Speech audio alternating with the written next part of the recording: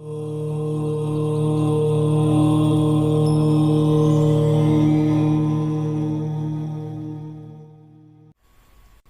एक तो हम ग्रहों आगे। की मित्रता और शत्रुताओं के बारे में एनालाइज करेंगे।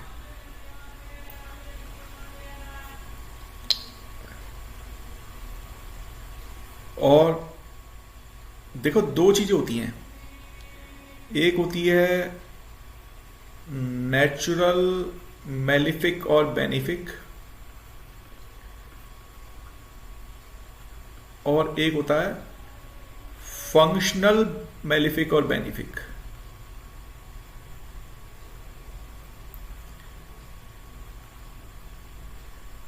बेनिफिक मतलब जो बेनिफिट पहुंचाएगा, मेलिफिक मतलब क्रूर, पापी, ये सब शुभ और अशुभ बेसिकली ना। तो इसके बारे में थोड़ा एनालाइज करेंगे। तीसरी चीज पढ़ेंगे नक्षत्र। ठीक है। और नक्षत्र पढ़ते पढ़ते हम ये समझ लेंगे कि भाई मूल क्या होते हैं, और मूलों के अलावा हम ये भी समझ सकते हैं कि जो हमारे हिंदी माह के नाम है ना, वो ऐसे क्यों हैं, ये भी समझने की कोशिश करेंगे। इतने में ही हमारे को लग रहा है कि ये काफी हो जाएगा आज। ठीक है। तो अब हम प्लान करते हैं कि भाई ग्रहों की मित्रता और शत्रुता कैसे रिलेट करती है आपस में।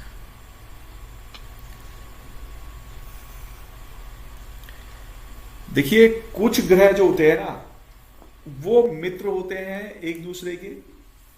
कुछ ग्रह जो होते हैं वो होते हैं शत्रु एक दूसरे के।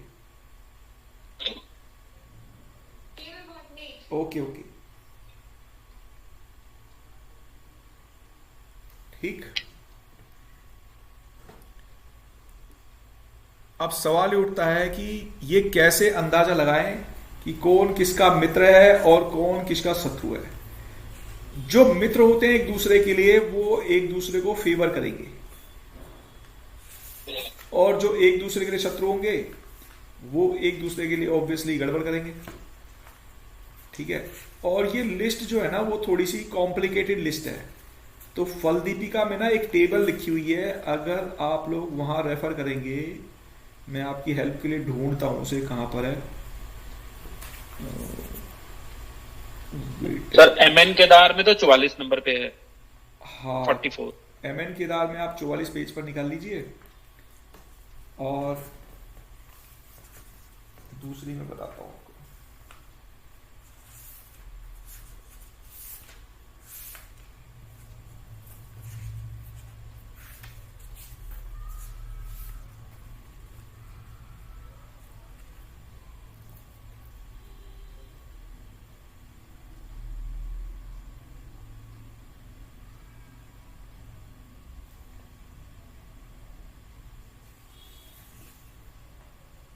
अच्छा, जो हमने लिस्ट बनाई थी ना, उसमें ना एक दिग्बल भी आप लिखना।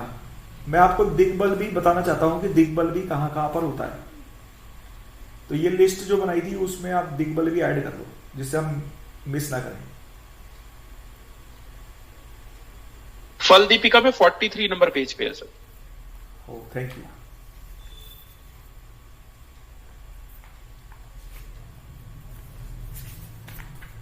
Very nice. तो हम इस लिस्ट को बना लेते हैं, एक बार इस टेबल को तैयार कर लेते हैं, जो ग्रहों की मित्रता और शत्रुता की लिस्ट है। तो ग्रहों में आपके पास में है सूर्य, चंद्रमा, मंगल और बुध, बृहस्पति और शुक्र और शनि। और यदि मैं इसको डिवाइड कर दूं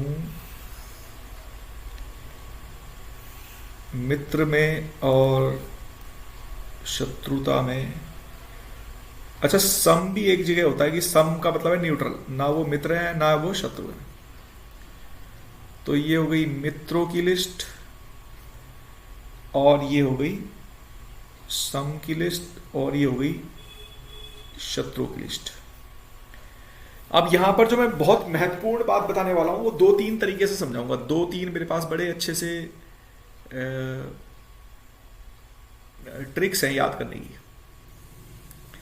पहले तो आप लोग ये समझिए कि दो ना ग्रुप हैं,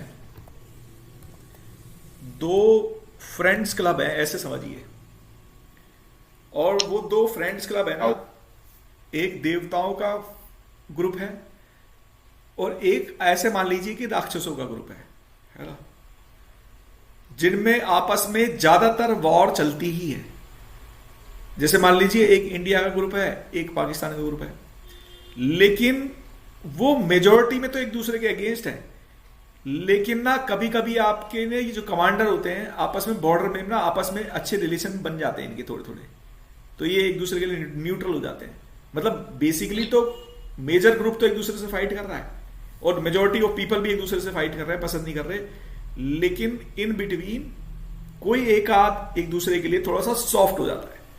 और ऐसे ही सेम ग्रुप वालों में भी वो मित्रता में थोड़ी सी कमी भी आ जाती है एक दूसरे के लिए, ठीक है। तो दो ग्रुप कौन कौन से हैं?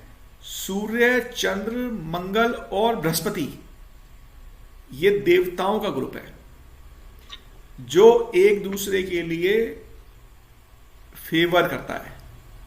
ये एक ग्रुप हो गया, ग्रुप 1, सूर्य, मंगल, चंद्रमा और बृहस्पति, ठीक है। तो ये मेजॉरिटी में एक दूसरे को फायदा ही पहुंचाएंगे, पहली चीज। अब हो गई दूसरी बात। दूसरी बात में दूसरा जो ग्रुप है वो है आपका बुध, शुक्र और शनि का। और ये ऐसा क्यों करते हैं मैं कुंडली बनाकर आपको समझाऊंगा कि ये ऐसा एक दूसरे के लिए फ्रेंडली या मित्र क्यों बन जा रहे हैं, ठीक है। तो उसमें आपको एक बड़ा अच्छा सा एक सिनेरियो मिलेगा। तो पहली बात तो ये हो गई कि भाई कैसे जी दूसरे ग्रुप, जैसे सर पहले ग्रुप को देवताओं का कहा गया, दूसरे मतलब को कैसे वो मैंने बस समझाने के लिए का? बता दिया आपको, मतलब कहने के लिए समझाया कि समझ लीजिए राक्षसों का ग्रुप है, देवताओं का ग्रुप है। राक्षस वो भी नहीं है, वहां पर भी शुक्र बैठे हुए हैं। शुक्र जो शुक्राचार्य के देवता, शुक्राचार्य हैं, वो शुक्र के देवता हैं, लेकिन वैसे वो शुभ ही हैं। अगर उनका नेचुरल बिहेवियर जो है वो शुक्र का बृहस्पति के बाद दूसरे नंबर पे आ रहे हैं वो शुभता में, ठीक है। ये मैंने ऐसे ग्रुप ए और ग्रुप बी बना दिया, ऐसे आप मान लीजिए कि ग्रुप ए एक दूसरे को प्रमोट करता है, एक दूसरे को फेवर करता है, ग्रुप बी वो है ज्यादातर एक दूसरे को फेवर करता है। जब मैं बताऊंगा ना कुंडली वाइज तो आपको समझ में आ जाएगा ये क्यों ऐसा एक दूसरे के लिए कर रहे हैं, ठीक है। कोई भी प्लेनेट, कोई भी ग्रह कभी भी पूरी तरह शुभ पूरी तरह अशुभ नहीं होता। इस चीज को भी आप दिमाग में रख लेना कि ऐसा नहीं है कि एक शनि की दशा आ गई तो शनि अब बस खराब ही खराब करने वाले हैं। आपके जीवन में बहुत सारी चीजें ऐसी हैं जहां पर वो थोड़ा अच्छा भी करेंगे किसी ना किसी जगह पर। सेम शनि सेम ट्रांजिट में, सेम दशाओं में, सेम पोजीशन में आपके लिए कुछ ना कुछ फेवर भी करेंगे, हमेशा खराब ही नहीं करेंगे। या अच्छा प्लेनेट जो होगा वो सब जगह अच्छा ही नहीं करने वाला, वो कुछ कुछ खराब भी करेगा। मेरे एक वो थे स्टूडेंट, मतलब स्टूडेंट नहीं थे, मेरे से जूनियर थे, तो वो बड़े बुजुर्ग थे, मेरी थोड़ी सी रिस्पेक्ट करते थे, मेरे से कुंडलियां दिखाते थे वो।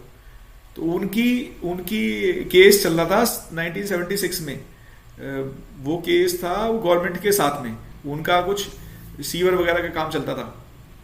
तो वो उनका पैसा फ्रीज हो गया, गवर्नमेंट ने पैसा दिया नहीं, और उसके कारण वो बिल्कुल ही डेप्थ्स में आ गए। उनका घर बार कोठी वगैरह अच्छी खासी अच्छा खासा सिनेरियो, वो सब का सब उनका फ्रीज हो गया, गवर्नमेंट ने पैसा दिया ही नहीं, तो सारी इन्वेस्टमेंट उनकी डूब गई। और ये बात हो गई उनको 20-25 साल गुजर गए, 76 के बाद में, मतलब काफी टाइम गुजर चुका था। फिर उन्होंने एक दिन मुझसे कुंडली दिखाई, उन्होंने फिर ऐसे सिनेरियो डिस्कस करा कि ये मैंने केस था, मैं बंद ही कर रहा हूँ, केस थक गया मैं लड़ते लड़ते, केस में जीत नहीं पा रहा और ना डेट पे डेट निकले जा रही है। तो जो कॉम्बिनेशन मेरे को याद है कि एक बृहस्पति से रिलेटेड कॉम्बिनेशन था, मैंने कहा आप इस केस को रीओपन कर दो और ये बहुत जल्दी से आपको रिजल्ट दे सकता है, आपको फेवर में जा सकता है बहुत ज़्यादा। तो उन्होंने कहा कि सही बताओ, मैंने कहा आप करो इस काम को। उन्होंने वो केस रीओपन करा, 4-6 महीने में ही डेट्स लगी क्विकली और उनका रिजल्ट आया, और मतलब काफी मात्रा में उनको विद इंटरेस्ट 76 से विद इंटरेस्ट जो पैसा ब्लॉक था गवर्नमेंट ने उनको वापस करा, वो केस जीते। ठीक है, उसके बाद में उन्होंने चार्जर यहां लगा लो, यहाँ कोई कैमरे वाला निकाल लो, तो केस जीते। और उसके बाद में उन्होंने अपना घर बनवाया, बड़ा घर लिया, 3 मंजिल, उन्होंने पूरा काम वाम कराया उसमें, बहुत अच्छे जगह से, खुशी खुशी सब कुछ हुआ, गाड़ी वगैरह सब ले ली। और उसके बाद में उनको किडनी की प्रॉब्लम हो गई। ठीक है, और वो 6-8 महीने बाद ही उनका शरीर पूरा हो गया। अब आप देखिए, मैंने जो ऑब्जर्व करा ये तो देखा कि बृहस्पति उनको केस जितवा देंगे, फाइनेंशियल सिचुएशन उनकी बहुत बढ़िया होने जा रही है, लेकिन मेरे दिमाग से एक चीज निकल गई कि वो बृहस्पति मार्केश बनकर भी उनके लिए आ रहे हैं। ठीक है, और किडनी की प्रॉब्लम दी, 4-6 महीने लगे, और बहुत स्वस्थ थे, बहुत खुशमिजाज व्यक्ति थे, बहुत ही अच्छे थे। मेरा इस एग्जाम्पल को देने का पर्पस यहां पर यह है कि एक ग्रह कई कार्य करेगा, जरूरी नहीं है कि वो फेवर है तो भाई वो कुछ नुकसान नहीं करने वाला। वो फाइनेंस ला रहा है तो वो मारक बनकर भी आ रहा होगा, वो एसेट्स बढ़ा रहा है तो वो किसी और नेगेटिव चीज में भी जा रहा हो सकता है। ठीक है, तो कभी भी एक प्लेनेट, एक ग्रह हमेशा अच्छा 100% या हमेशा बुरा 100% नहीं होता है, ये आप दिमाग में रख लेना। ठीक है, जब चालू हो ना एग्जाम तो मुझे बता देना, मैं बाहर चला जाऊंगा।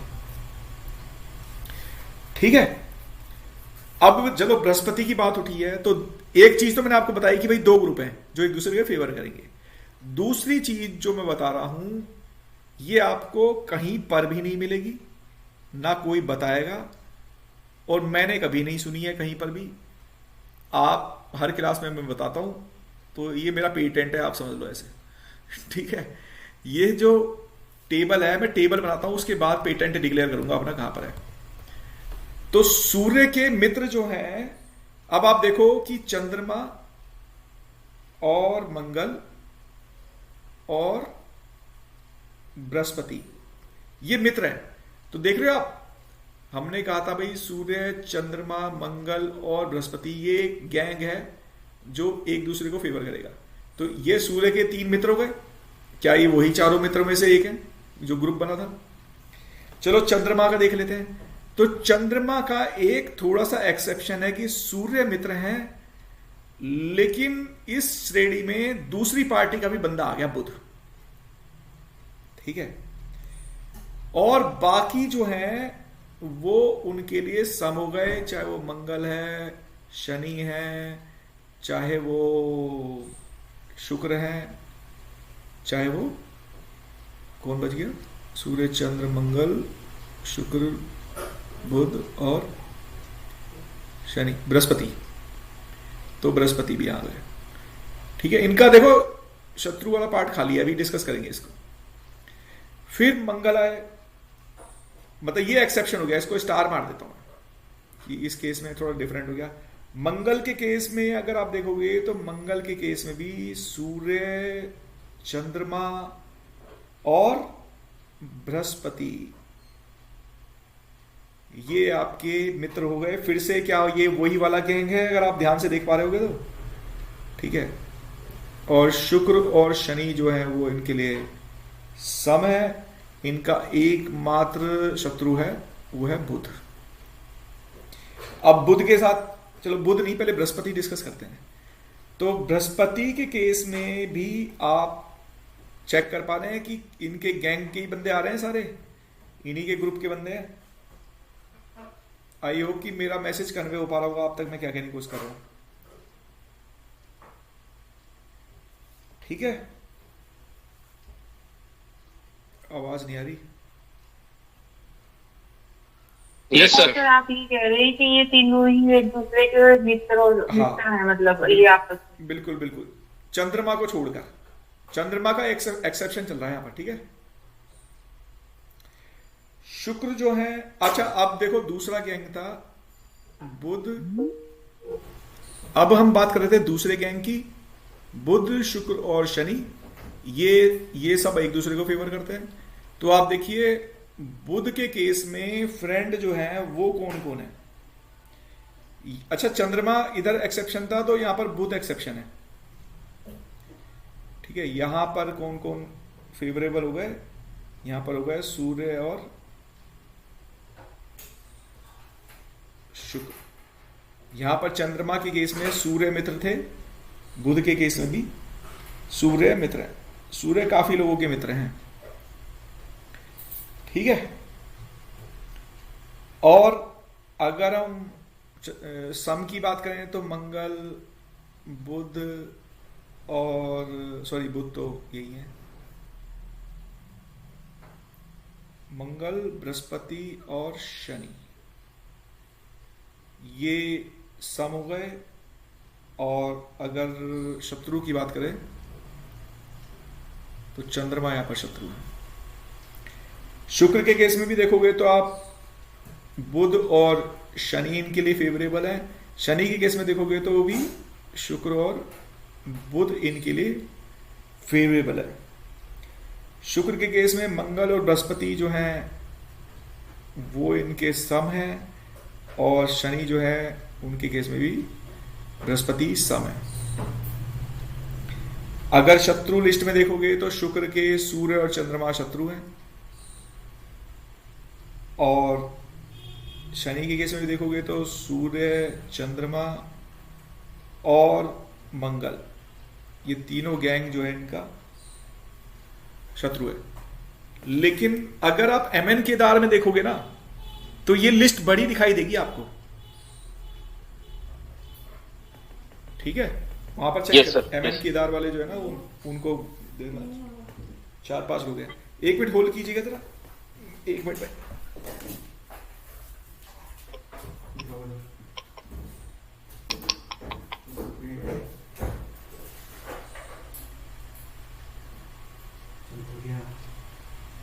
हाँ चला, पहले नहीं चल रहा था सही।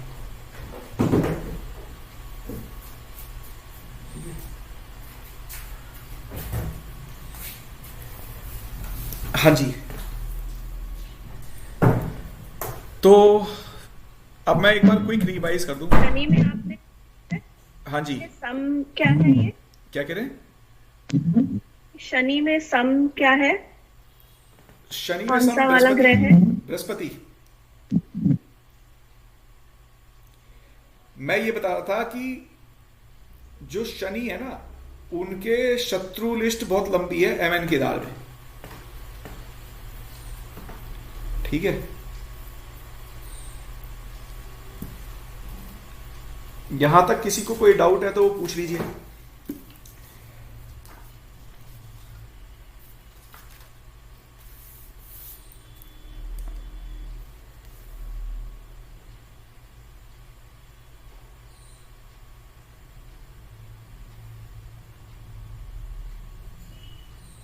ठीक है सर।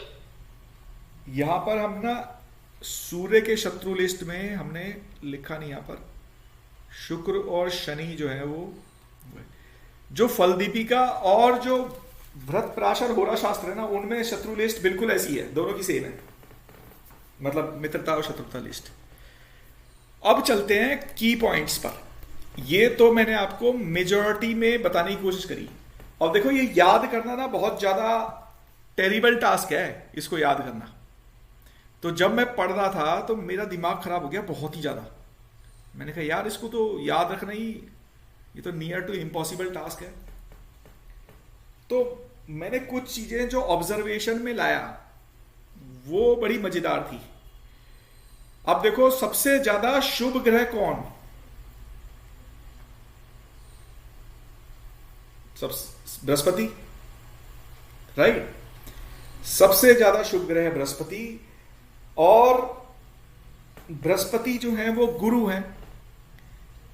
और गुरु जिसको नॉलेज का कारकत्व हो, जिसके पास विवेक हो, जो इंटेलिजेंट हो, जो समझदार हो, जो इतना विवेकी है, इतना समझदार है, इतना शुभ है, वो किसी का शत्रु कैसे हो सकता है? ठीक है, तो आप ऑब्जर्व करो, क्या इस लिस्ट में, शत्रुओं वाली लिस्ट में बृहस्पति का नाम है? क्या बृहस्पति किसी का भी शत्रु दिख रहा है वहां पर?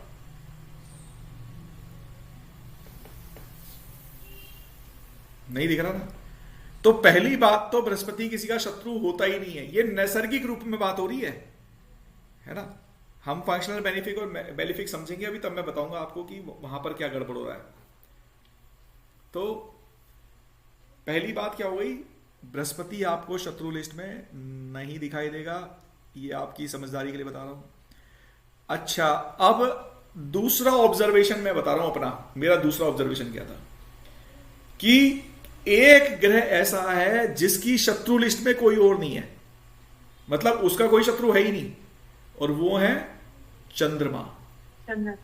देखो मैं इसको कैसे याद करा कि चंद्रमा जो है वो अमृतत्व का कारकत है, अमृतत्व है उनके अंदर, ठीक है, आयु है, वो अमृतत्व है। भाई अमृत से शत्रुता कौन करेगा? सबको चाहिए अमृत तो, ठीक है, वो तो सॉफ्ट ग्रह है वैसे ही। तो ये दो तरीके तो मैंने रूल आउट करे कि भाई पहले बृहस्पति को हटाओ, क्योंकि बृहस्पति शत्रु नहीं है, बृहस्पति आएगा ही नहीं शत्रु लिस्ट में कहीं पर, और चंद्रमा चंद्रमा का कोई शत्रु नहीं है, तो आप उस लिस्ट में भी उसको हटा दो, ठीक है। अब अगर ऑब्जर्वेशन में वैसे जाओगे तो सूर्य जो है वो ये जो मैंने ग्रुप बताया था, चंद्रमा, मंगल, बृहस्पति, इनके तो मित्र ही हैं, प्लस वो बुध के भी मित्र हैं दूसरे गैंग में, तो सूर्य बहुत लोगों के मित्र हैं, ठीक है। और 4 लोगों के मित्रों के तो बचे 2, वो 2 हैं जिनके शत्रु बन चुके हैं सूर्य, जो है शुक्र और शनि, ठीक है। अब शत्रुओं की लिस्ट अगर देखी जाए तो सबसे ज्यादा शत्रु जो है शनि के हैं। सबसे ज्यादा शत्रु किसके हैं? सूर्य, चंद्र, मंगल, पूरा का पूरा दूसरा वाला गैंग उनका शत्रु बन चुका है। जो बृहस्पति है वो है नहीं, किसी के भी शत्रु होते ही नहीं है, इसलिए वो सम हो गए वहां पर जाकर उनके लिए, ठीक है। तो यानी कि शनि वाले गैंग में दूसरी पार्टी में बृहस्पति को उन्होंने न्यूट्रल कर दिया, ठीक।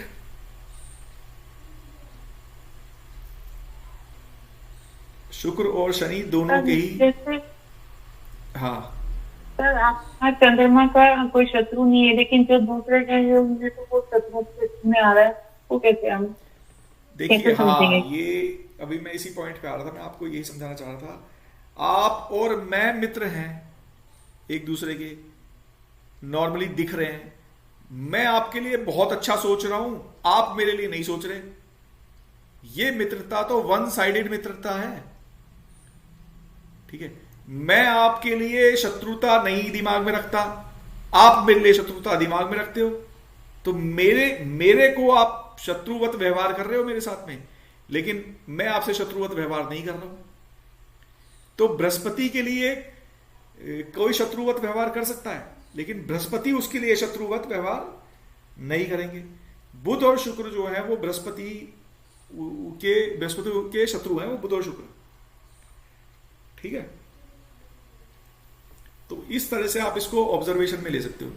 मंगल के लिए बुध शत्रु है, लेकिन बुध के लिए मंगल, ये एक एक्सेप्शनल केस है, ये सम है, ठीक है। मंगल के लिए बुध शत्रु है, लेकिन बुध के लिए मंगल सम है, क्लियर। एक मजेदार चीज बताता हूं, देखो, अब एक व्यक्ति तो दूसरे के लिए मित्र फील कर रहा है, लेकिन दूसरा व्यक्ति उसके लिए शत्रु फील कर रहा है। चंद्रमा बुध के लिए मित्रता व्यवहार रखे हुए हैं, मित्र का,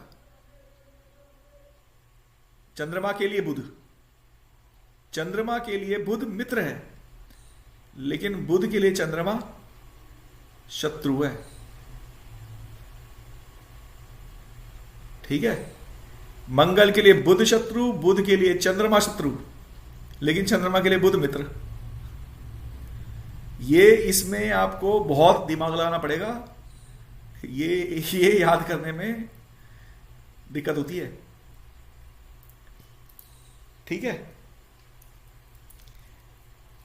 ये अब आपका प्रश्न बताई दीजिए, जो प्रश्न है आपका वो ले लेते हैं। अच्छा, वैसे एक और ऑब्जर्वेशन की मैं बात कर रहा हूं कि शनि वैसे बहुत क्रूर ग्रह है, लेकिन देखो शत्रु लिस्ट में वो सिर्फ एक ही का शत्रु है, वो है सूर्य। शनि किसी और के शत्रु नहीं है।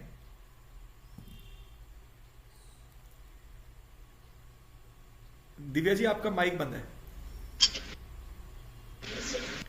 शत्रु और मंगल का भी तो अभी आपने लिखवाया था। क्या शत्रु है ना, शनि जो है वो सूर्य, चंद्रमा और मंगल के शत्रु है ना? नहीं, कुछ गलत कर दिया क्या आपने? मैंने क्या लिखा? अभी आपने लिस्ट में शनि के शत्रु हैं सूर्य चंद्र मंगल, शनि शत्रु नहीं है। शनि जो है, ये टेबल में मिल जाए आपको, उस टेबल में देख लेना अगर गलत लिख लिया तो। शनि के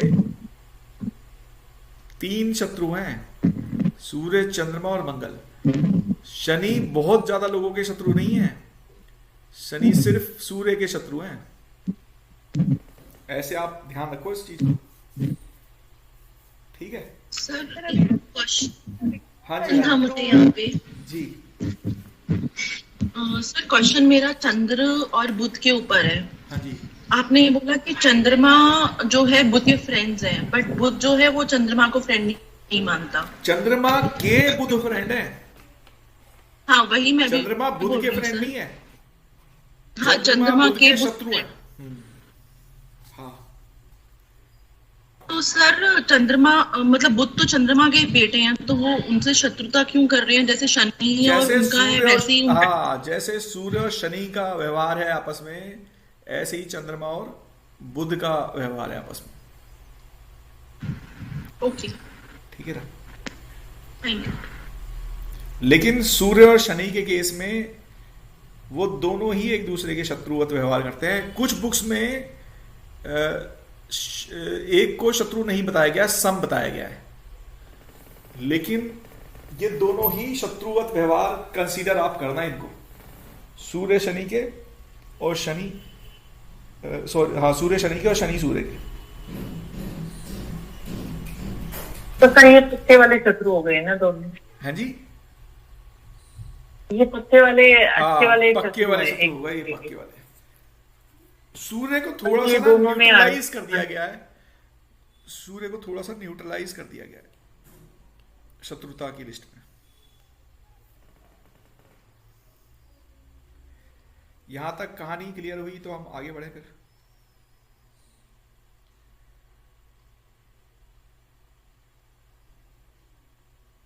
यस सर। अब आप इसको सर ये तो हाँ। और परमानेंट आउट बता रहे हो, तो सर जो टेम्परेरी है वो भी हम लोग देखेंगे ना? क्या देखेंगे? जैसे ये तो आप सर परमानेंट फ्रेंडशिप और परमानेंट वो बता रहे हो, तो जो टेम्परेरी की होती है सर फ्रेंडशिप, वो भी हम लोग नोट करेंगे क्या? हाँ हाँ हाँ, वो अब हम उसी पे उतरेंगे। यहां तक अगर क्लियर हो गया है तो हम, ये नैसर्गिक मित्रता और शत्रुता है, ये जो हमने बताई है। एक चीज होती है जिसे बोलते हैं पंचधा मैत्री, ये भी नहीं मैंने लिखवाया था, पंचधा मैत्री भी लिस्ट में लिख लो क्योंकि ये भी आती है हमारे पास। तो ये जो आपने पढ़ा ये है नैसर्गिक मित्रता और शत्रुता। एक होती है तात्कालिक मित्रता और शत्रुता, इसका प्रयोग बहुत कम लोग करते हैं कुंडली देखने में, और फिर भी मीनिंग है, मतलब जो सॉफ्टवेयर है वो पंचधा मैत्री निकालते हैं तो वो 2 तरीके को कैलकुलेट करके निकालते हैं, एक नैसर्गिक मित्रता शत्रुता और एक तात्कालिक मित्रता और शत्रुता को दोनों को प्लस करके। तो पहले मैं तात्कालिक बता देता हूं, फिर इसका पंचधा पे उतरेंगे। तात्कालिक में क्या होता है कि यदि मान लीजिए अगर कोई ग्रह की पोजीशन कहीं पर भी है, मतलब उससे दूसरे तीसरे और चौथे घर में कोई ग्रह हो तो वो उसका तात्कालिक मित्र है। ठीक है। अगर 12वें, 11वें और 10वें घर में कोई ग्रह हो तो वो भी उसका तात्कालिक मित्र है। ये आप ऐसे मान सकते हैं। मैं इसको आपको कोशिश करता हूं कि कौन कौन सा आपने बताया, चौथे और कौन सा? हाँ, ये मैं अभी बता रहा हूँ आप लोगों को। आप एक सेकंड दे दीजिए।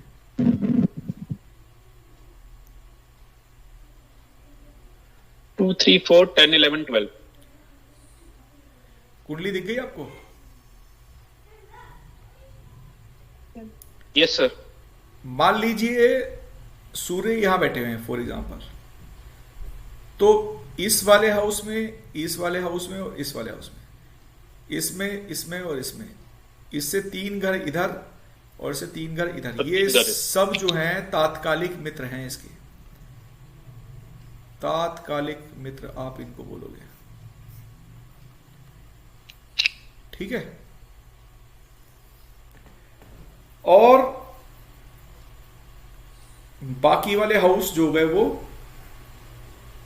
तात्कालिक शत्रुओं की लिस्ट है। तो ये वाले हो गए तात्कालिक शत्रु। 5वां, 6ठा, 7वां, 8वां, 9वां, ये तात्कालिक शत्रु। हाँ जी, क्या कह रहे हैं? ये मतलब प्रेजेंट सिचुएशन को एनालाइज करने के लिए, देखने के लिए है। हाँ, ये वैदिक के लिए है। पंचधा मैत्री लगेगी इसमें भी। नहीं, मतलब ये प्रेजेंट सिचुएशन को एनालाइज करने के लिए ये, मतलब जब हम बात करें कुंडली के अंदर ही।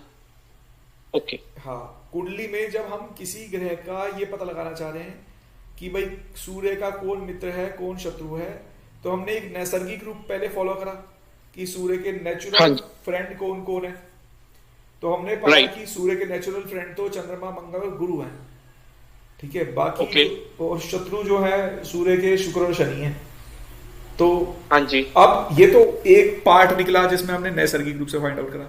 दूसरा हम ऑब्जर्व करेंगे कि सेकंड रूप में, तात्कालिक रूप में कौन सूर्य का क्या बन रहा है। हाँ जी।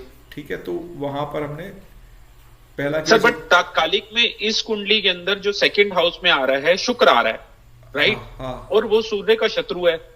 बिल्कुल। तो ये इसको सुपरसीड कर जाएगा फिर? नहीं, वही मैं बता रहा हूं, वही उसी पॉइंट पे मैं आ रहा हूं। ठीक है। ये हमारा पहला केस हो गया नैसर्गिक, दूसरा हो गया तात्कालिक। अब इन दोनों को हम एनालाइज करेंगे कि भाई इन दोनों से रिजल्ट क्या आ रहा है। तो सिनेरियो ये हो सकता है कि आपका पहला भी मित्र है और दूसरे केस में भी वो मित्र ही आ गया, तो आप उसको बोलोगे वो अधिमित्र हो गया। अधिमित्र मतलब बहुत बढ़िया पॉजिटिव रिजल्ट आ रहा है।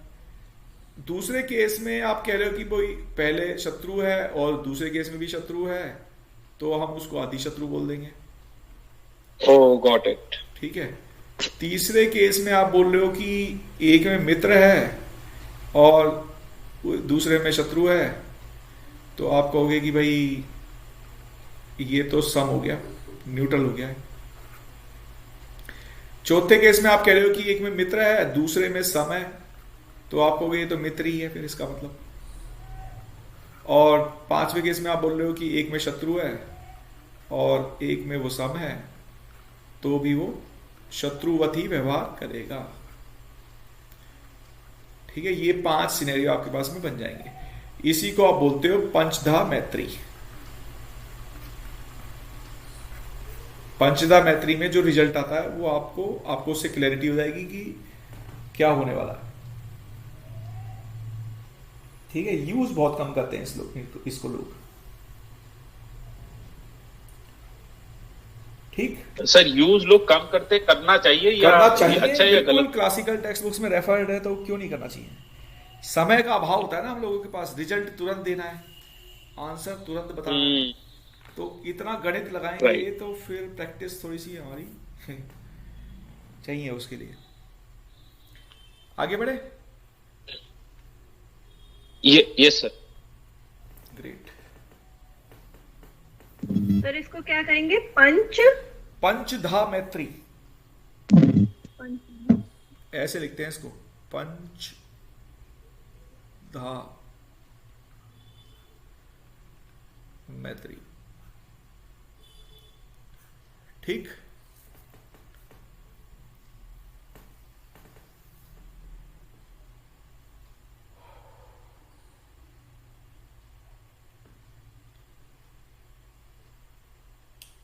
आगे बढ़े। Yes sir. अब मुझे नेक्स्ट टॉपिक बताओ, क्या था हमारा नेक्स्ट टॉपिक? अच्छा सॉरी, फंक्शनल बेनिफिक और मेलिफिक तो हमने डिस्कस ही नहीं करा।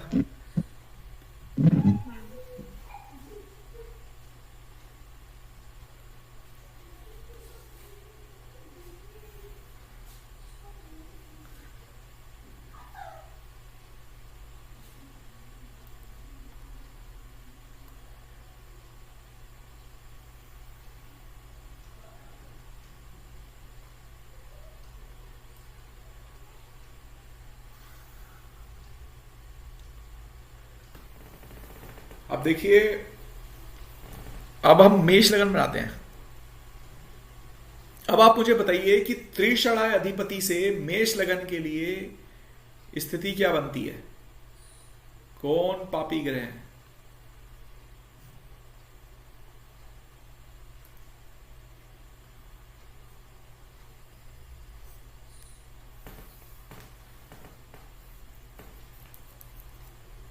सर शनि और बुध। Very nice. तो बुध आपने कैसे फाइंड आउट करे? आपने कहा भाई सर यस, एक तो थर्ड मिथुन और लॉर्ड कन्या। और एक सिक्स लॉर्ड है, दोनों मरकरी हैं। क्या लगता है मरकरी बुध जो है वो मंगल के लिए आपको कैसा लग रहा है? अच्छा लग रहा है, खराब लग रहा है? सर खराब ही हुआ। खराब ही हुआ। Very nice. तो अब आप चेक करो कि शत्रु मित्रता लिस्ट में मंगल के आगे बुध लिखा है शत्रु में?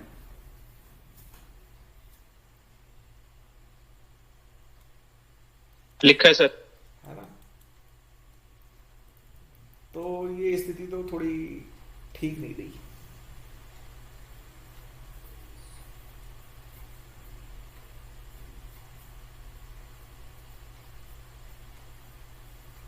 अच्छा, अब एक काम करते हैं, मंगल की मूल त्रिकोण राशि थी ना ये?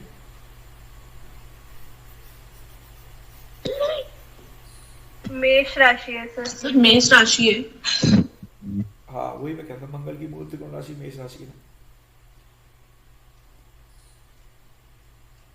कन्या राशि के लिए क्या कहते हो आप? कन्या लगन के लिए मंगल की राशियां कहां जा रही हैं?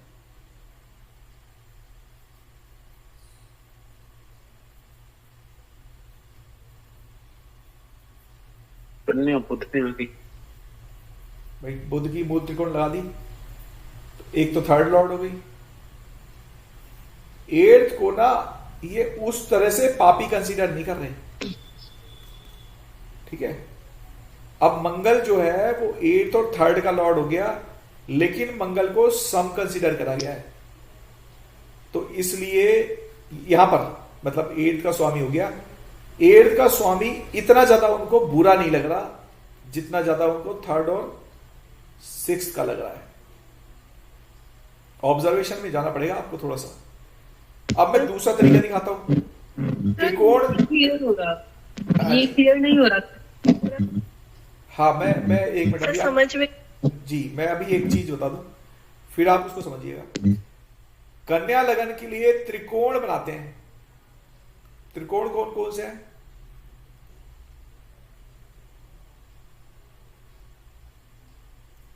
सर 159 159। कौन कौन सी राशि आ रही है? मेष राशि, सिंह राशि और धनु। एक तो शुक्र की राशि आई, एक शनि की राशि आई, ठीक है? अब शनि की दूसरी राशि कहां गई?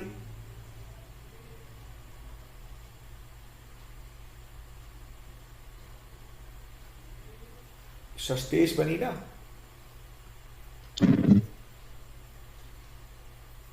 राइट?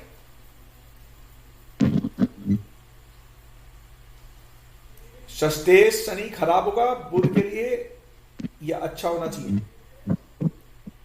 लगन के लिए?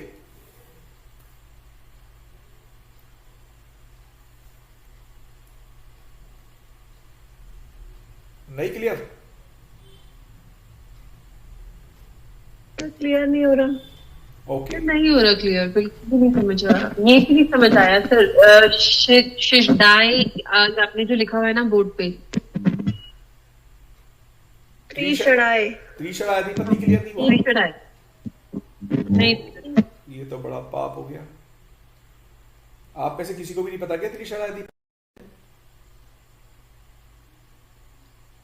सर वो 3, 6 और 11। सर पता है, आपने कराया था 3, 6, 7, 11th हाउस पापी होते हैं। हाँ, वो आपने कराया था त्रिशड़ाय अधिपति। ऐसे डराओ मत, है ना? थ्री मतलब 3, षड़ मतलब 6, आय मतलब 11th हाउस है आय। इनके लॉर्ड वो पापी होते हैं। शुरू से शुरू करते हैं, चलो। आप एक काम करो, मेष लगन बनाओ। आप बनाओ, मैं नहीं बना रहा।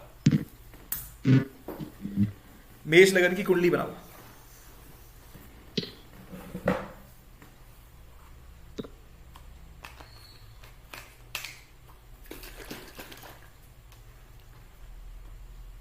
बना ली।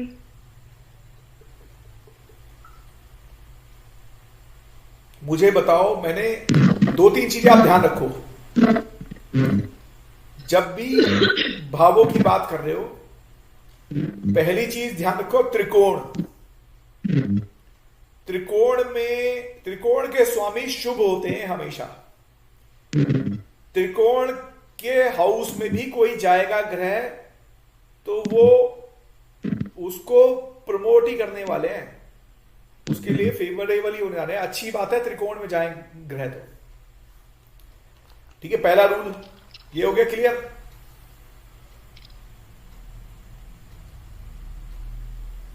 अब इस रूल से मुझे बताओ, मेष लगन की कुंडली किसी की है तो उसके त्रिकोण के स्वामी कौन कौन बन गए? तो सिंह और गुरु। सर मंगल सिंह और मंगल सन और लियो जुपिटर। उसमें राशियां आ रही हैं मेष, सिंह और धनु, ऐसे राशियां आ रही होंगी ना। तो मेष के स्वामी है मंगल और सिंह के स्वामी है सूर्य और धनु के स्वामी है गुरु। ओके, तो मेष लगन की कुंडली में ये लोग जो हैं इस व्यक्ति के लिए, मेष लगन के लिए फेवर मोड में उतरेंगे ही उतरेंगे, क्योंकि वो त्रिकोण के स्वामी है भाई, क्योंकि वो धर्म की बात कर रहे हैं, क्योंकि वो अच्छे हैं, वो लक्ष्मी का रूप है। तो धर्म की बात करने वाला प्लेनेट जो है वो फेवरेबल हो जाएगा, बेशक वो कैसा भी हो। तो मंगल के लिए सूर्य हो गए, मंगल के लिए लग्नेश तो खुद ही अच्छा रहे। पंचम भाव के स्वामी सूर्य जो कि नैसर्गिक रूप में क्रूर थे लेकिन पंचम भाव के स्वामी बन गए तो वो फंक्शनली बेनिफिक बन गए। वो इस कुंडली के लिए, मेष लगन के लिए फेवरेबल मोड में आ गए हैं। अब याद है, समझ में आई बात इतनी, है ना? अब देखो, आप अगर मेष लगन यानी मंगल का लगन था तो सूर्य उनके लिए फेवर बने थे। वो जो मित्रता शत्रुता वाली लिस्ट थी उसमें भी आप झांक कर देखना तो मंगल के लिए सूर्य जो है वो फेवरेबल मोड में ही जा रहे हैं वहां पर भी। ठीक है, ये गैंग किस तरह से एक दूसरे को सपोर्ट करता है ये मैं बता रहा हूं आपको। चलो एक काम करो, सिंह लगन बना लो। तो आपने अभी बोला है वो जरा दोबारा रिपीट करना, क्या कहा आपने सर? जो एक गैंग है, ग्रुप जो था सूर्य चंद्र मंगल का, वो क्यों एक दूसरे के लिए फेवर कर रहा है, आपको ये बात समझाने की कोशिश कर रहा हूं मैं भी।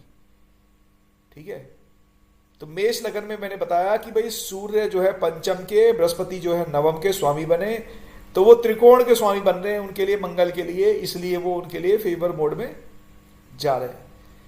फिर दूसरा पॉइंट जो मैं लेकर आ रहा हूं वो मैं कह रहा हूं सिंह लगन बना के देख लो। सिंह लगन में क्या कहते हो आप लोग? सर सिंह लगन में सन और Jupiter and Mars. Very good. तो सूर्य का जो लगन बना सिंह लगन, उसमें भी वही राशियां आएंगी त्रिकोण में। भाई मेष बनाया था तो मेष सिंह और धनु आया था, जब आपने सिंह बना दिया तो भी तो मेष सिंह और धनु ही बन रहे हैं त्रिकोण में। त्रिकोण कैसे घूम रहा है देखो ना, ठीक है ना, पहले वो ऊपर था वो नीचे आ गया, तो भी वो फेवरेबल हो गए।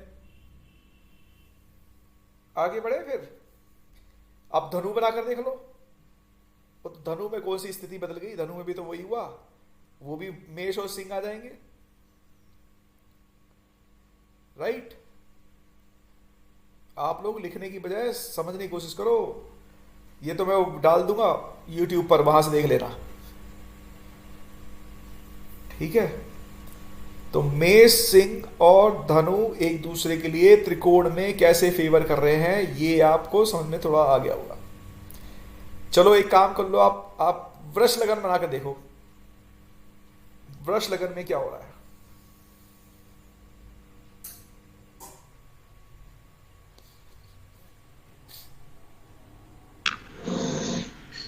सर शनि और बुध। शनि और बुध, खुद सर वीनस। ठीक है भाई। वृष, कन्या और मकर त्रिकोण ध्यान रखने पड़ेंगे अब आपको, अगर लिखने में रहोगे तो नहीं ध्यान रख पाओगे। मेष सिंह और धनु एक दूसरे के लिए त्रिकोण है, वृष कन्या और मकर एक दूसरे के लिए त्रिकोण है। ये बाद में यूज होगा नवांश में, त्रिकोण याद रखना।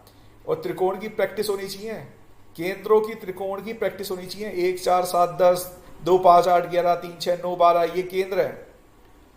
1 5 9, 2 6 10, 3 7 11, 4 8 12, ये आपके, मैंने पहले केंद्र बोला था, अब त्रिकोण है, ठीक है। 2 6 10 में वृष कन्या और मकर बन गए, बुध शुक्र शनि। और कन्या लगन बना दोगे तो 2 6 10 फिर से, ठीक है। और मकर बना दोगे तो भी 2 6 10। अब आप कह रहे हो यार ये तो आप एक ही घुमा रहे हो, 3 7 11 घुमा लो, मिथुन तुला और कुंभ।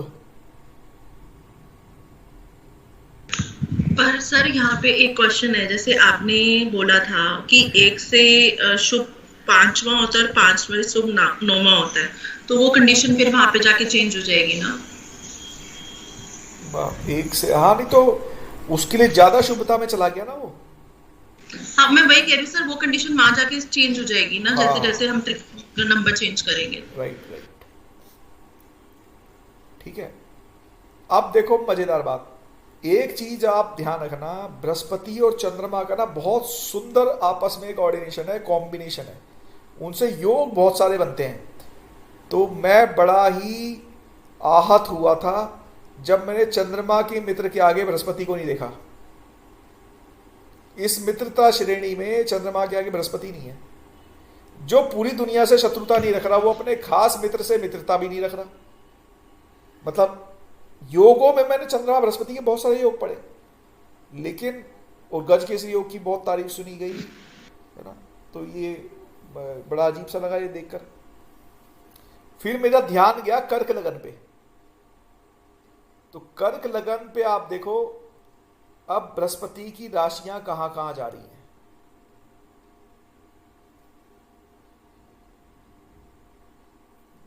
बता सकते हो? सर कर्क में जाके, हाँ जी, कर्क में उच्च की होती है और कर्क लगन में बृहस्पति की राशियां कहां कहां हाउस में जा रही हैं?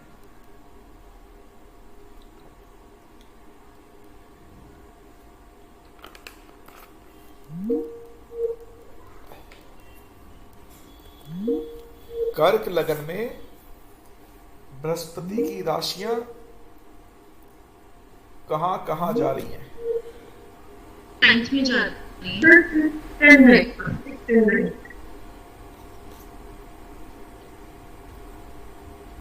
भाई कर्क लगन बनाओगे तो एक छठे भाव में जाएगी, एक जाएगी 9वें भाव में, और ये सब भी आपको दिमाग में चलना चाहिए स्ट्रक्चर पूरा। ये हर लगन का एक स्ट्रक्चर दिमाग में फिट होना चाहिए। 12 लगन बनेंगे, कौन किसका कहाँ पर चल जाती है राशि क्विकली होना चाहिए, वो बहुत तेजी से, तभी आप रिजल्ट बहुत तेजी से बता सकते हो। वरना हिसाब किताब लगाते रह जाओगे, यजमान भाग जाएंगे, वो कहेंगे भाई नहीं आता कुछ भी। ठीक है, सर आप ये ओवर कर लोगे ना, क्वेश्चन है मेरे पास पूछने की। हाँ बिल्कुल। तो मैं आपको कर्क लगन में दिखा रहा हूं। कर्क लगन में छठे भाव में बृहस्पति की मूल त्रिकोण राशि जा रही है। उनकी मेन राशि छठे भाव की स्वामी बन रही है, एक 9th की भी बन रही है। आप कहोगे भाई त्रिकोण है, त्रिकोण में तो त्रिकोण को कंसिडर ही नहीं कर रहे आप। तो मैं ये कह रहा हूं षष्ठेश भी तो है, मेन राशि तो षष्ठेश है, मेन राशि तो छठे भाव के स्वामी बन रही है बृहस्पति की। तो बृहस्पति जो बहुत फेवरेबल थे, नैसर्गिक रूप से नेचुरल थे, मैं उनकी तारीफ करे करे, उनकी प्रशंसा करे करे नहीं थक रहा था, वही बृहस्पति अपने सच्चे दोस्त चंद्रमा के मित्र नहीं रह पाए क्योंकि षष्ठेश बन गए। ठीक है, वो सम हो गए। क्लियर? अब आप कहोगे यार आप तो एक ही गैंग की बात कर रहे हो, चलो बृहस्पति की बुराई कर दी। दिव्या जी आपका माइक बंद है। सर ये लास्ट वाला पॉइंट नहीं समझ में आया जो अभी आपने बोला ना, बृहस्पति जो है वो चंद्रमा के वो हो गए षष्ठेश, छठे भाव के स्वामी बन गए ना भाई। लगन में one of the worst house है 6th हाउस लगन कुंडली में, उसकी लॉर्डशिप ली है बृहस्पति ने। हर्डल के स्वामी बन गए, रोग ऋण शत्रुओं लोन कोर्ट केसेस इनके अब स्वामी बन गए बृहस्पति। ठीक है, अब हाँ जी इसका राकेश, इम्पैक्ट क्या होगा सर? इसका इम्पैक्ट ये होगा कि बृहस्पति से अब हमें पूजा करनी चाहिए, एथिकल रहना चाहिए, विवेकी होना चाहिए उस आदमी को, बृहस्पति को नीचे करना चाहिए, उनको बृहस्पति को सेटल करना पड़ेगा उसको। कर्क लगन वालों को। कर्क लगन है सर, मेरा ही है सर। भगवान राम का भी था। अब देखो अगर हम कर्क लगन बनाते, एक बार कर्क लगन बनाओ आप लोग और उसमें बृहस्पति बैठा दो लगन में,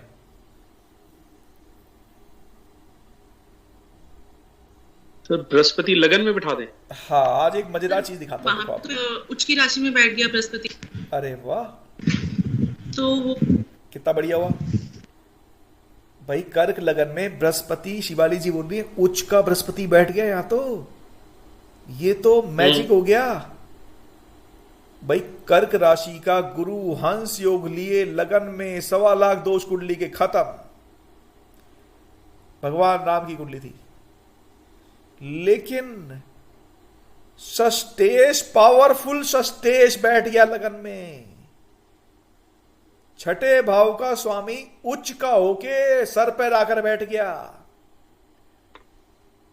ठीक है, छठा भाव था शत्रुओं का, ऐसे शत्रुओं से सामना होगा। संसार का सबसे बड़ा जो राजा है राक्षस रावण, भगवान राम के साथ यही तो हुआ। कितने बड़े बड़े शत्रुओं से उनका सामना नहीं हुआ। ठीक है ना, आप जिस बृहस्पति की तारीफ नहीं करते थक रहे थे, वो बृहस्पति ने रिप्रेजेंटेशन बना उनके सबसे बड़े शत्रुओं का।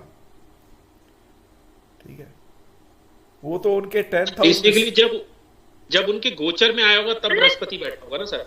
नहीं मतलब उनकी लगन कुंडली में ना गोचर तो अलग चलता रहता है। गोचर जैसे मान लीजिए कि ये जैसे अभी हम इसको कर रहे हैं छठे भाव का स्वामी है, राइट? अगर वो गोचर चल रहा है और उसमें ये लगन में आ जाता है तो उस टाइम में ये सामना हो सकता है बेसिकली। दशा में भी तो सामना हो सकता है। महादशा, उनका पुष्य नक्षत्र में जन्म हुआ था। ठीक है, तो अंतरदशाओं में भी तो बृहस्पति आएंगे। महादशा में कभी नहीं आए बृहस्पति, उनको चलो 120 साल के नहीं जिए भगवान राम, लेकिन अंतरदशाओं में तो आए होंगे। ठीक है, उनकी शनि की दशा चालू हुई, शनि के बाद बुध की दशा चालू हुई, फिर केतु की, फिर शुक्र की। तो दशा का सीक्वेंस भी तो स्टडी करो, उनकी लाइफ की सीक्वेंसिंग कैसी रही, उनकी जर्नी कैसी थी, कब कब उन घर में नहीं जा पाए वो, शनि चौथे घर का तुला राशि का उनका बैठा है, तो घर में क्यों नहीं जा पाए? चौथा घर फैमिली का था, शनि बैठे वहां पे, सेपरेटिव नेचर है, ठीक है। फिर घर वहां आए, शादी होकर, कभी दोबारा डिस्कस करेंगे इस पे लेंथ में, पहला चार्ट ये लगाएंगे। एक चीज सर और पूछनी थी, अब आपने बोला घर से दूर रहे, तो कल विशाल सर ने एक पॉइंट समझाया था गुलिका, तो हाँ। वो भी वहां पे उनका बैठा होगा।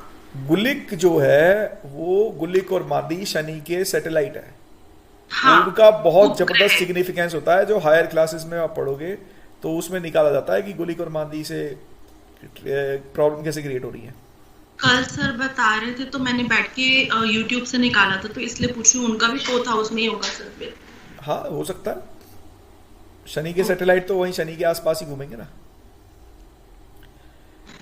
तो अब मैं एक और बात बोल रहा था, देखो भाई, आपने कहा 4 लोगों का ग्रुप था, बृहस्पति, चंद्रमा, शुक्र, सूर्य और मंगल, तो ये इनकी तो तारीफ हम कर रहे थे बहुत ज्यादा, इनकी प्रशंसा कर रहे हैं, लेकिन चंद्रमा वहां से ऑड वन आउट हुए। बुध, शुक्र और शनि में भी एक बंदा ऑड वन आउट हुआ था, वो कौन थे? बुध, याद है? थोड़ी देर पहले हमने डिस्कस किया था। बुध जो है, अब आप एक बार कन्या लगन बनाओ और चेक करो कि भाई इस बार सस्टेश कौन बन रहा है।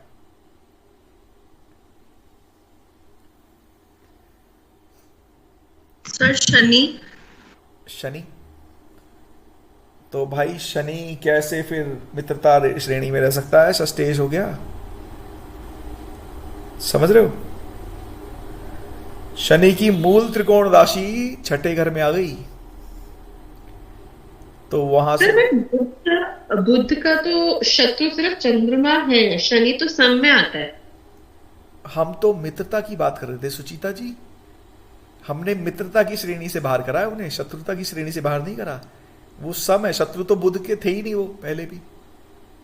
देखो ये 3 लोग एक दूसरे को फेवर करते हैं, बुध, शुक्र और शनि, ठीक है, लेकिन उस फेवरेबल ग्रुप में शनि ने अपने आप को खींच लिया बाहर। क्यों? क्योंकि वो कन्या लगन के लिए सस्टेज बन गए। कन्या लगन बुध की मूल त्रिकोण राशि और शनि की मूल त्रिकोण राशि चली गई छठे घर में। कन्या से कुंभ षडाष्टक योग बनता है, छठा जाता है और 8वां जाता है।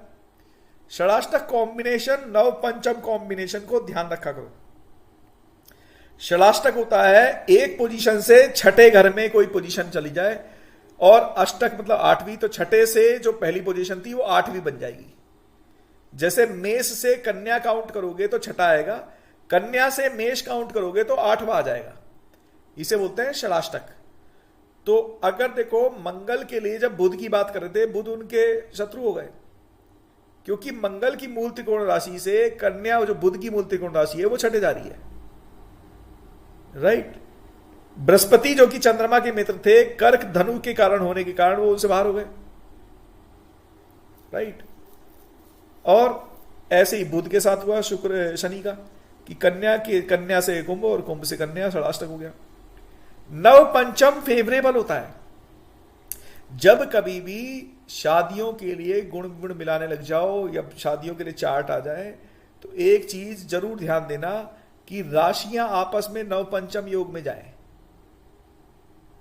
अब आप कहोगे भाई कन्या और कुंभ राशि के स्वामी तो ग्रह मैत्री हो गए, वो बुध और शनि तो मित्रता में चले गए, नॉर्मली आप ऐसा बोलोगे।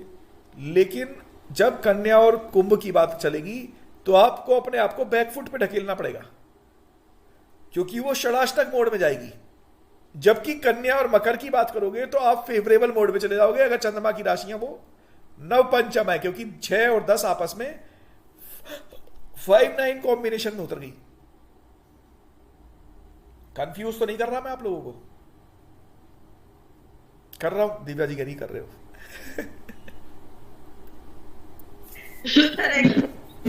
आप एक बार पॉइंट एक बार फिर से बोल दीजिए, वो षडाष्टक जो है, जो बोला उसने क्या कहा आपने, क्या बन गया? षड अष्टक का मतलब है षड यानी 6, अष्टक यानी 8। षडाष्टक का मतलब है एक की पोजीशन दूसरे से छठे चली जाए, अष्टक का मतलब है उसकी पोजीशन दूसरे से 8वें आ जाए। जैसे मैंने मेष और कन्या का षडाष्टक बताया, तो मेष से काउंट करोगे कन्या पर तो 6ठा नंबर आएगा, और कन्या से काउंट करते हुए जाओ मेष पर पीछे। एक बार प्रैक्टिस कर लो ना, कन्या से मेष पर जाके काउंट करके देख लो, 8वां आ जाएगा, है ना। ऐसे ही कर्क से धनु जाओगे। हाँ सुनीता जी, ऐसे ही ये त्रिकोण का अगर देखेंगे तो मेष से जैसे फिफ्थ हाउस और फिफ्थ हाउस से नवमेष हो गया, वो नव पंचम योग बनेगा, वो नव पंचम। ऐसे 410 बनता है, चतुर्थ दशम 410 भी ठीक होता है। मेष से कर्क चौथे है, कर्क से मेष 10वें है, ठीक है। ऐसी द्विद्वादश योग बनते हैं। द्विद्वादश का मतलब है 212, एक से राशि दूसरे हो गई और दूसरे से पहली वाली राशि 12वें चली गई, तो ये 212 कॉम्बिनेशन है। इसमें सबसे सुंदर योग है नवपंचम का, षडाष्टक सबसे वर्स्ट है। जो चतुर्थ दशम है 410 वो ओके अच्छी है, वो भी ऐसे खराब नहीं है, और 212 जो है वो इतनी बुरी भी नहीं है जितनी षडाष्टक है। तो नव पंचम योग में कौन कौन सी राशि आती है? आप काउंट कर लो, मेष से सिंह काउंट कर लो, त्रिकोण वाली राशियां एक दूसरे से नव पंचम आएंगी भाई। 1 5 9, 2 6 10, 3 7 11, 4 8 12, ये सब नव पंचम बनाएंगे एक दूसरे से, ठीक है। क्वेश्चन है, अब आप जैसे ये बुध का और अपने कुंभ का लास्ट वाला बताया है, तो इसमें जो कुंभ शनि जो है वो मतलब मित्र तो नहीं रहे इसमें। आप ये कह रहे हैं ना कि वो अगर षष्ठेश में आ गया शनि तो षष्ठेश बन गया, षष्ठेश बन गया। हाँ जी। तो कन्या से काउंट करो, कन्या से काउंट करोगे तो कुंभ छठे जाएगा। हाँ जी। तो शनि जो है छठे भाव का स्वामी बन गया उनके कन्या के लिए, इसलिए शनि अब जो है उतना फेवर नहीं कर रहे जितना उनको करना था नॉर्मली। अब मान लीजिए कोई एक कन्या राशि का व्यक्ति है, कोई एक कुंभ राशि का व्यक्ति है, तो ये बेशक मित्र हो, लेकिन इनमें वैमनस्य कभी ना कभी आ जाएगा, ऐसी संभावना देखी जाती है बहुत बार। लेकिन कन्या और मकर जो है अगर गए तो वो थोड़े फेवरेबल मोड में जाएंगे। बहुत अच्छी मित्रता जी। मतलब ये है कि तो स्टेट में जो भी राशि हमारे मेरे कुंडली में स्टेट में कोई ग्रह बैठा है तो उसका जो स्वामी है, में कोई ग्रह बैठा है, ये लाइन ही गलत है, ये लाइन गलत है कि षष्ठेश में कोई ग्रह बैठा है। छठे भाव में कोई ग्रह बैठा है। हाँ, छठे भाव में जो ग्रह बैठा है राशि का जो बंदा होगा वो मैं उससे आइडिया कर सकती हूँ कि वो मेरे लिए अच्छा है, कम है, मित्र है, क्या है। बिल्कुल, क्या ऐसा कर सकते? बिल्कुल। मान लीजिए किसी का चौथे भाव का स्वामी छठे बैठा है, तो वो अपने परिवार को या अपनी माता को शत्रु की तरह मान सकता है, या माता शत्रुवत व्यवहार कर सकती है। ऐसा भी तो हो सकता है, माता शत्रुवत व्यवहार करे, ठीक है। भगवान राम का शुक्र जो था 9वें भाव में उच्च का बैठा हुआ था शुक्र। अब कर्क लगन की कुंडली में चौथे भाव का स्वामी शुक्र उच्च का 9वें भाव में बैठा। अब आप कहोगे भाई यहां माता कहां खराब कर रही है? शनि चौथे घर में बैठा है, पहली बात।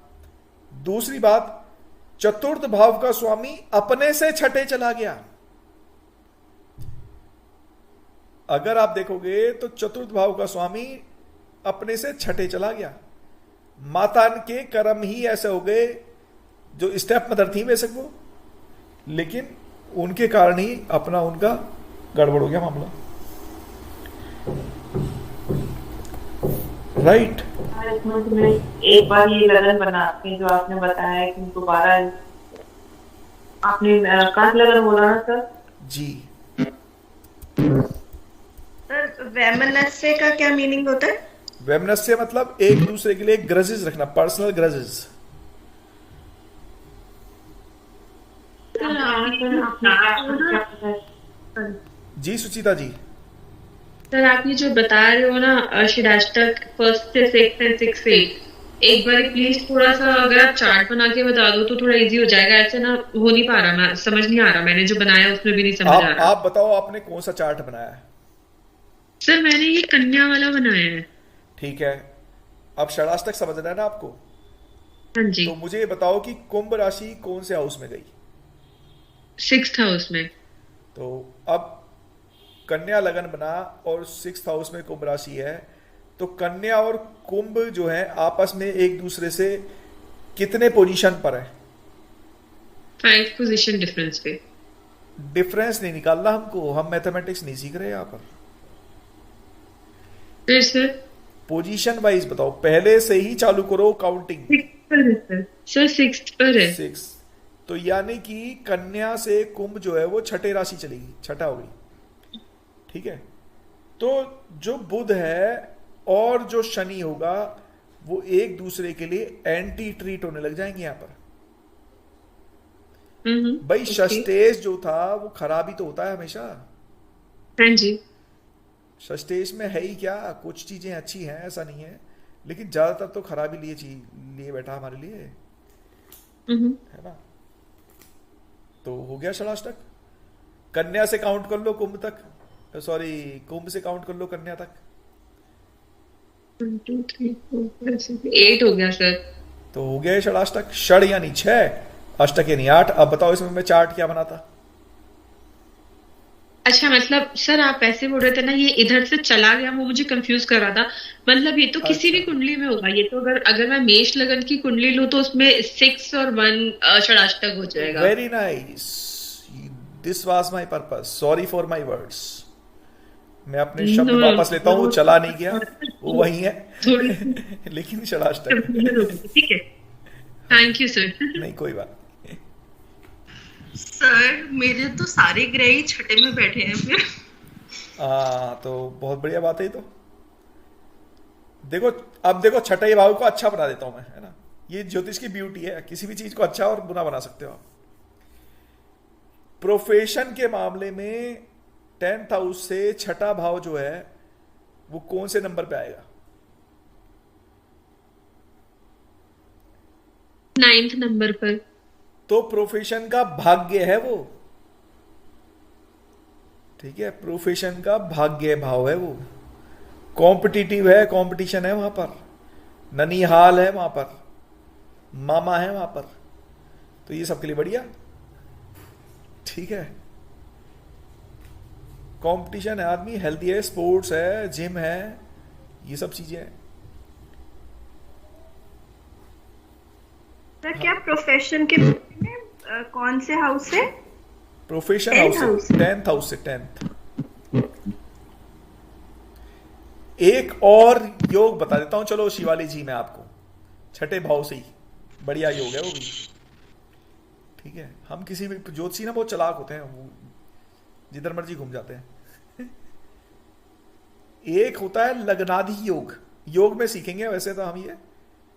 लग्नादि योग का मतलब होता है लगन से छठा, 7वां, 8वें में शुभ ग्रह बैठना।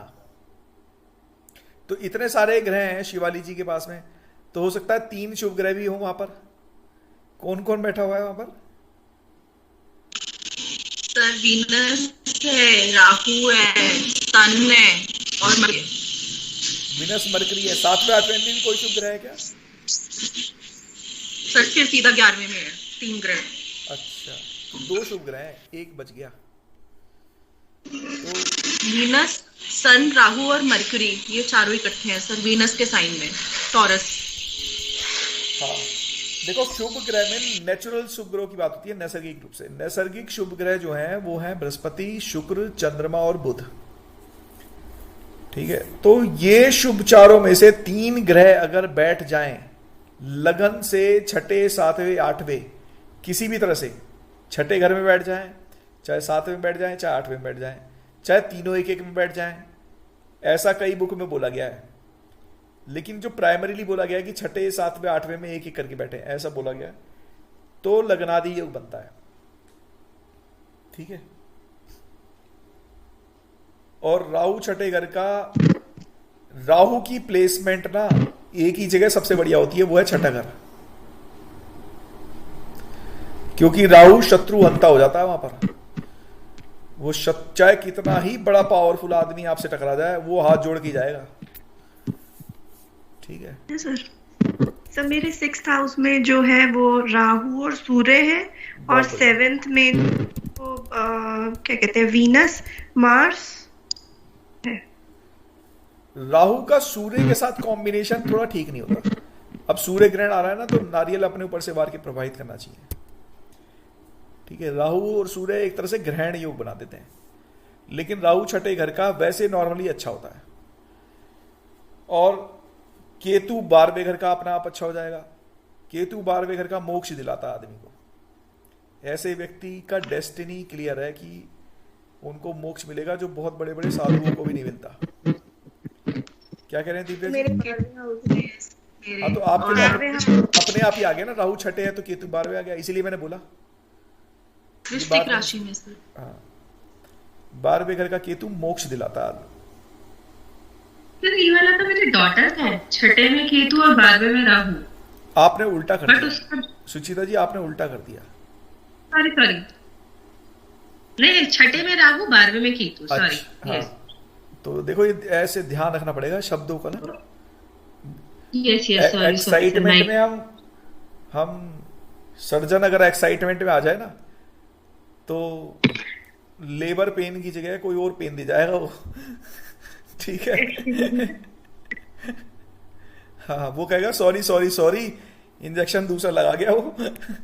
ठीक है, डॉक्टर जी मूवी देखना, अच्छी मूवी है। ठीक है, केतु के साथ सैटर्न बैठा हो तो क्या? केतु के साथ सैटर्न 12th हाउस में, चाहे कोई भी बैठा हो, केतु 12वें की बात बोली गई है, सिर्फ इतनी बात। Okay. केतु 12वें में मोक्ष दिलाता है। ठीक है, राहु छठे घर का शत्रु बनाता भी है अपने आप ही शत्रु बनाएगा, और शत्रु फिर खत्म भी कर देगा। चलते फिरते खामा खामे लोग बहस करेंगे, चलते फिरते ही ऐसा करते हैं। अब हम शत्रुता मित्रता वाली बात तो खत्म हो गई। पंचदा मैत्री समझ में आ गई होगी आपको, अब आप निकाल सकते होगे, पंचदा मैत्री निकालने को आ जाएगी। और ये टेबल को बहुत अच्छे से याद कर लेना, क्योंकि बाद में फ्यूचर में कभी याद करने का मौका नहीं मिलेगा। इस पे कम से कम 3-4 घंटे लगाना इसी टेबल पर, समझना, उसे घुमा फिरा कर लगन बना कर देखना।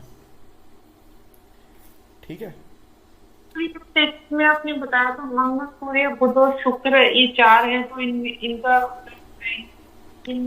ये तो आपकी आवाज समझ नहीं आई, दोबारा बताइएगा सुनीता जी। मंगल सूर्य बुध और शुक्र 6th हाउस में। मंगल सूर्य बुध और शुक्र 6th। हाँ जी, 3। हाँ जी, मेष राशि। हाँ, तो 3 मंगल बुध शुक्र 3 होते हैं। मैंने लग्नादि योग बताया था कि 3 शुभ ग्रह अगर 6, 7, 8 जाए तो वो लग्नादि योग बनता है। आपकी आवाज ना बीच में कट रही है, वो जो आपका माइक है ना वो साइड में जा रहा है। हाँ जी सर, मैं यही पूछती थी कि ये 6th हाउस में मंगल सूर्य बुध और शुक्र है, तो इनमें से 3 है कोई शुभ जिनको कहेंगे कि हाँ ये शुभ बनते। अच्छा, तो अभी कौन सा लगना है आपका? वृश्चिक राशि। वृश्चिक लगाना है। हाँ जी, इसमें बुध भी बैठा है ना छठे घर में। हाँ जी सर। तो इसमें अब एक और नया योग बता देता हूं, ये है विपरीत राजयोग, जिसमें अष्टमेश जो है छठे चला गया। हम इस योग की बात बहुत डिटेल में बाद में करेंगे। तीन विपरीत राजयोग बनते हैं, हर्ष, सरल और विमल, जिसमें से अगर छठे घर का स्वामी 8वें या 12वें चला जाए या छठे में भी आ जाए तो भी हर्ष योग बनता है। अगर 8वें का स्वामी 8वें, 12वें या छठे चला जाए तो सरल बनता है। 12वें का स्वामी छठे, 12वें, 8वें, 12वें चला जाए तो विमल बनता है। तो ये भी है, हर्डल देता है, लेकिन हर्डल से निकाल कर बाहर भी आपको एनर्जाइज करता है, मोटिवेट करता है, प्रॉब्लम्स को सॉल्व करता है। ठीक है, लेकिन हेल्थ वाइज थोड़ा इश्यूज में ध्यान रखना चाहिए। अष्टम का स्वामी है ना, तो इसलिए और भी बहुत सारी बातें। हर्ष योग भी बनता है, हर्ष योग भी बनता है। हर्ष 6 हाउस में, 6 से 7 8 में, या 6 से 12। तो 6 में तो सर है ना, वीनस है और ओन साइन में है, मूल त्रिकोण में है, वृष में जी, तो हर्ष योग भी बनेगा, तो हेल्थ इश्यूज ठीक। अब देखो मैं थोड़ा कॉम्प्लेक्स कॉन्सेप्ट है ये, पता नहीं समझ में आएगा नहीं आएगा, कोशिश करता हूं। जब कोई ग्रह हाँ जी सर, आप ऐसे बोलोगे तो हम पहले ही नहीं सोच के बैठेंगे, हमें समझ में आएगा। नहीं, ये वो समझ लोगे। मैं थोड़ा शब्द अच्छे से ढूंढ रहा हूँ अपने लिए ना, जिससे आपको कंफ्यूजन ना हो, एक ही बार में घुस जाए दिमाग में। जब कोई ग्रह उच्च का हो ना, तो हमेशा उच्च जैसा भी अच्छा नहीं होता, और जब कोई ग्रह नीच का हो तो नीच जैसा भी बुरा नहीं होता।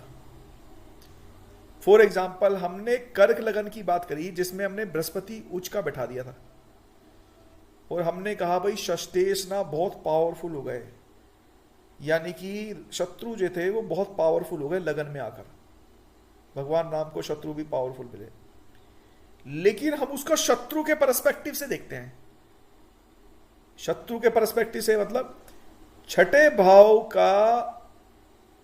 शत्रुओं का है, तो शत्रु अपने भाव से कहां गया? शत्रु अपने भाव से कहां गया? तो शत्रु छठे भाव से कहां गया? कर्क लगन में छठे भाव का स्वामी कौन है? बृहस्पति। वो अपनी पोजीशन से कहां गए? ठीक है, वो अपनी पोजीशन से 8th में चले गए। वो धनु राशि से कर्क राशि में आए ना, तो शत्रु खुद को ही डिस्ट्रॉय हो जाएगा, चाहे कितना ही बड़ा हो। ठीक है, वो थे उच्च के गुरु, बृहस्पति पावरफुल थे, षष्ठेश लगन में आ गया, लेकिन शत्रु अपनी पोजीशन भी तो खराब करके आया। ठीक है, अपनी खुद की पोजीशन खराब हो गई उसकी, वो अपने से 8th चला गया। अब देखो, यानी कि बृहस्पति जब भी उच्च के होंगे, बृहस्पति जब भी उच्च के होंगे तो अपनी धनु राशि से 8वें चले जाएंगे। ठीक है, तो वो इतने भी अच्छे नहीं हो पाएंगे। समझ रहे हो? अब मंगल की बात करते हैं। मंगल नीच के हैं, कहां पर होते हैं मंगल नीच के? 6th हाउस में। बहुत बढ़िया, नहीं, बहुत बढ़िया। सर मंगल नीच के होते हैं 4th हाउस में। 4th हाउस में, वाह वाह। तुला लगन बना। दोबारा बताती हूँ, मंगल नीच के होते हैं कर्क राशि में। हाँ, 4 बार में सही रोड पे पहुंचे हो।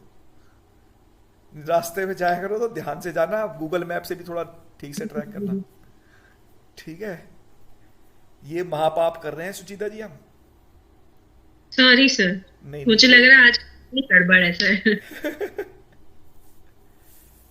देखो, मैंने ये समझाने के लिए ना थोड़ा टाइम लिया है ना। मैंने कहा था मैं कहीं गलत शब्द ना यूज कर जाऊं। तो मंगल कर्क राशि में नीच के होते हैं ना। अब आप मुझे बताओ कि ये अपनी राशियों से किन पोजीशन में जाते हैं, किस किस पोजीशन में जा रहे हैं अपनी राशियों से? इनकी राशि कौन कौन सी है?